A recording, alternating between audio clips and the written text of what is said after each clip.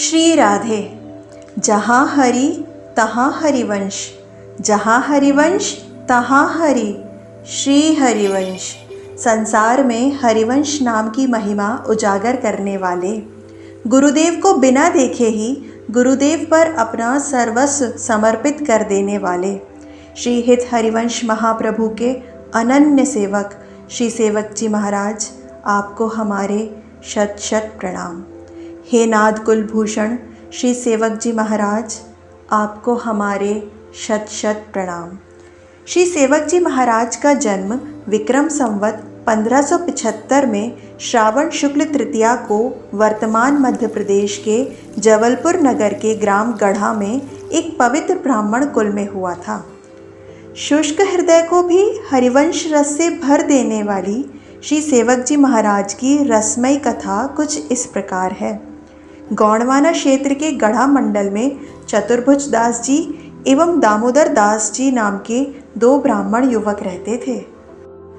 वे दोनों चचेरे भाई होने के साथ साथ बहुत ही घनिष्ठ मित्र भी थे। दोनों ही भाई बहुत विद्वान, संस्कारी और साधु सेवी स्वभाव के थे। एक बार एक संत मंडली वृंदावन से गढ़ा पधारी और समय अनुसार संतों द्वारा सत्संग भी हुआ। संतों ने वृंदावन में विराज रहे वंशी के अवतार श्री हरिवंश महाप्रभु की रसमय वार्ता सुनाई। संतों के मुख से हरिवंश प्रभु की रसमय वार्ता को सुनकर दोनों भाइयों ने निश्चय कर लिया कि अब तो हम वृंदावन जाकर श्री हित हरिवंश महाप्रभु से ही मंत्र दीक्षा प्राप्त करेंगे। लेकिन कुछ समय तक किसी कारणवश दोनों भाई वृंदावन जाकर दीक्षा प्राप्त नहीं कर पाए। संयोग से कुछ समय बाद फिर से एक संत मंडली वृंदावन से गढ़ा पधारी और वे संत इन्हीं भाइयों के यहाँ ठहरे। दोनों भाइयों ने संतों से अपने गुरुदेव श्री हरिवंश जी की रसमय वार्ता सुनाने का अनुरोध किया। वे बोले, भगवान हमें बताइए श्री हरिवंश महाप्रभु कैसे हैं। ये सुनकर संतों ने अपनी गर्दन झुका ली। उनके नेत्रों से आंसू बहने लगे और बहुत ही करुण स्वर में उन्होंने कहा, अब हम तुम लोगों को क्या बताएं। हरिवंश प्रभु तो अपनी लीला संवरण करके नित्य निकुंज को चले गए। वृंदावन तो सूना हो गया। इतना सुनकर दोनों भाई मूर्छित हो गए। सभी लोग शोक में डूब गए। फिर कुछ समय बाद संतों के प्रयास से दोनों भाइयों की मूर्छा दूर हुई। संत मंडली तो लोक कल्याण के लिए आगे चली गई और इधर संतों के उपदेश को याद करके चतुर्भुज दास जी ने दामोदर दास जी से कहा, अब तो हमें शीघ्र ही वृंदावन चलकर श्री हरिवंश प्रभु के पुत्र आचार्य श्री वनचंद्र प्रभु से मंत्र दीक्षा ले लेनी चाहिए। दामोदर दास जी ने कहा, भैया आप सही कह रहे हैं, लेकिन मैं क्या करूं? मेरा मन तो सिर्फ श्री हरिवंश चरण कमल पर ही आसक्त है। भैया मैं हरिवंश प्रभु से ही मंत्र दीक्षा लूँगा अथवा तो अपने इस शरीर को उनके वियोग में त्याग दूंगा। भैया आप चाहें तो वृंदावन चले जाएं, पर मैं तो यहीं बैठकर उन्हें प्राप्त करूंगा। छोटे भाई का अटल विश्वास और प्रेम देखकर चतुर्भुज दास जी बहुत प्रसन्न हुए और वे अकेले ही वृंदावन को चल दिए। और इधर गढ़ा में ही दामोदर दास जी एक पेड़ के नीचे आसन लगाकर बैठ गए और उन्होंने प्रतिज्ञा ली कि अगर आज से 9वें दिन तक श्री हरिवंश प्रभु का मुझे दर्शन नहीं हुआ तो मैं अपने शरीर को अग्नि में जलाकर भस्म कर दूंगा। हरिवंश प्रभु श्री कृष्ण की वंशी के अवतार हैं। वे जीवों के हित के लिए ही धरती पर अवतरित हुए थे। वे हित हरिवंश प्रभु मुझ पर भी अनुग्रह करें, बस यही मेरी अभिलाषा है। इस प्रार्थना युक्त प्रतिज्ञा के साथ दामोदर दास जी श्री हरिवंश नाम की रटन में तल्लीन हो गए। आखिरकार 9वें दिन का सूर्य उदय हुआ और आज भी दामोदर दास जी अपने पूरे विश्वास और पूरी लगन के साथ हरिवंश नाम की रटन में तल्लीन थे। आज अचानक दामोदर दास जी को तंद्रा सी आई। उन्होंने देखा उनके नेत्रों के सामने दिव्य यमुना जी बह रही हैं। दिव्य दिव्य लताएं पताएं और वृंदावन की शोभा चारों ओर बिखरी हुई है और वे देखते हैं कि एक गौर वर्ण के महापुरुष उनके सामने खड़े हैं। उनके नेत्रों से प्रेम की वर्षा हो रही है। और वे महापुरुष दामोदर दास जी के पास आए और उनके सिर पर अपना हाथ रखते हुए बोले, प्रिय दामोदर, प्राण प्रिय सेवक, उठो, मैं तुम्हारे लिए ही आया हूँ। सेवक शब्द की सार्थकता तुम्हारे ही रूप में है, इसीलिए आज से जगत में तुम्हारा नाम सेवक ही विख्यात होगा। और इस प्रकार दामोदर दास जी ही श्री सेवक जी महाराज हुए। हरिवंश प्रभु ने कहा, प्रिय सेवक, तुमने मुझे जाना है, पहचाना है, तुमने अपना सर्वस्व मुझ पर समर्पित किया है, तुम मेरे शिष्य हो।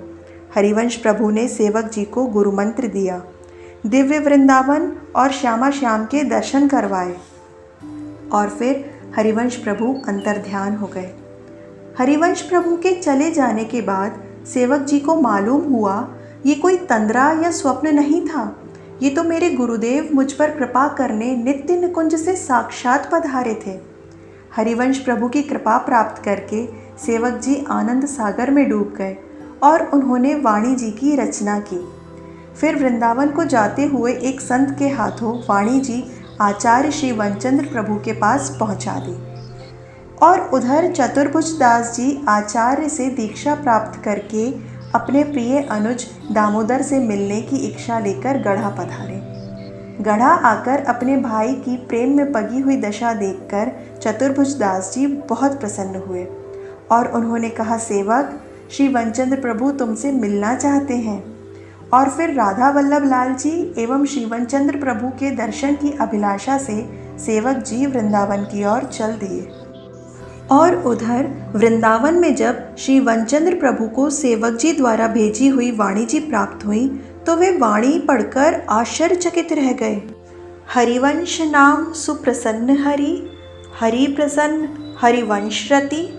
श्री वनचंद्र प्रभु बहुत प्रसन्न हुए और उन्होंने उन वाणी जी को सेवक वाणी नाम दिया और साथ ही ये घोषणा भी कर दी कि अब से श्री हरिवंश प्रभु द्वारा रचित श्री हित 84 और सेवक वाणी साथ ही पढ़ी और लिखी जाएंगी। एवं सेवक जी पर अपना प्रेम उड़ेलते हुए उन्होंने कहा, मैं ये प्रण लेता हूँ कि जिस दिन भी मैं सेवक को देखूंगा उसी दिन मैं राधा वल्लभ लाल का समस्त भंडार उन पर लुटा दूंगा। और इधर वृंदावन के रास्ते में ही सेवक जी को एक संत के हाथों श्री वनचंद्र प्रभु का पत्र प्राप्त हुआ। आचार्य मुझसे प्रसन्न हैं और वे शीघ्र ही मुझसे मिलना चाहते हैं। ये पढ़कर सेवक जी बहुत प्रसन्न हुए, लेकिन मेरे मिलने पर वे श्री जी का भंडार लुटा देंगे, ये पढ़कर सेवक जी बहुत दुखी हुए। सेवक जी दुविधा में पड़ गए। अगर मैं वृंदावन ना जाऊं तो आचार्य ने प्रेम पूर्वक अपनी सौगंध देकर मुझे अतिशीघ्र बुलाया है, और अगर मैं वृंदावन जाऊं तो श्री जी का भंडार लुटा दिया जाएगा। फिर सेवक जी को एक युक्ति सूझी। वे वेश बदलकर वृंदावन की ओर चल दिए। उन्होंने सोचा, अब तो आचार्य मुझे पहचान ही नहीं पाएंगे, और वे वेश बदलकर राधा वल्लभ जी के मंदिर गए। वे भीड़ में सबसे पीछे खड़े होकर राधा वल्लभ लाल के दर्शन करने लगे। ज्यों ही सेवक जी मंदिर में पहुँचे त्यों ही राधा वल्लभ लाल अपने प्रिय सेवक को एकटक निहारने लगे। आचार्य तुरंत समझ गए कि ज़रूर आज कोई राधा वल्लभ लाल के बहुत ही प्रिय दर्शन करने आए हैं, जिन्हें राधा वल्लभ लाल नैन भर कर निहार रहे हैं। आचार्य ने एक खोज भरी दृष्टि से दर्शनार्थियों को देखा और वे तुरंत समझ गए, अरे ये तो मेरे दामोदर हैं, प्रिय सेवक हैं। और झट से दौड़कर आचार्य ने सेवक जी को अपने कंठ से लगा लिया। सेवक जी ने कहा, आचार्य, आपसे एक प्रार्थना है, आप मुझ जैसे तुच्छ से सेवक पर श्री जी का भंडार ना लुटाएं। आचार्य ने कहा, तो फिर मेरे प्रण का क्या होगा? सेवक जी ने कहा, आचार्य, आपके प्रण की रक्षा के लिए राधा वल्लभ लाल का प्रसादी भंडार ही लुटाया जाए। सेवक जी की बात को स्वीकार करके आचार्य ने ऐसा ही किया। सेवक जी के वृंदावन पधारने से रसिक जनों को बहुत आनंद प्राप्त हुआ। सभी लोग बहुत प्रसन्न थे, लेकिन यह प्रसन्नता ज़्यादा दिनों तक नहीं रही। एक दिन रास मंडल में सभी रसिकों के सामने सेवक जी ने एक वट वृक्ष में, हा हरिवंश, कहते हुए सबके देखते ही देखते स्वयं को लीन कर दिया। सभी रसिकजन चीख पड़े, लेकिन किसी के भी हाथ में कुछ नहीं था। सेवक अपने इष्ट, अपने गुरु के पास जा चुके थे। शायद वे तो हमें बस यही समझाने आए थे। हा अक्षर में हरि बसें, रामे राधा नाम। वा अक्षर वृंदा विपिन, सा सहचरी अभिराम। हरिवंश हरिवंश हरिवंश। इसी रटन के साथ जय जय श्री राधे।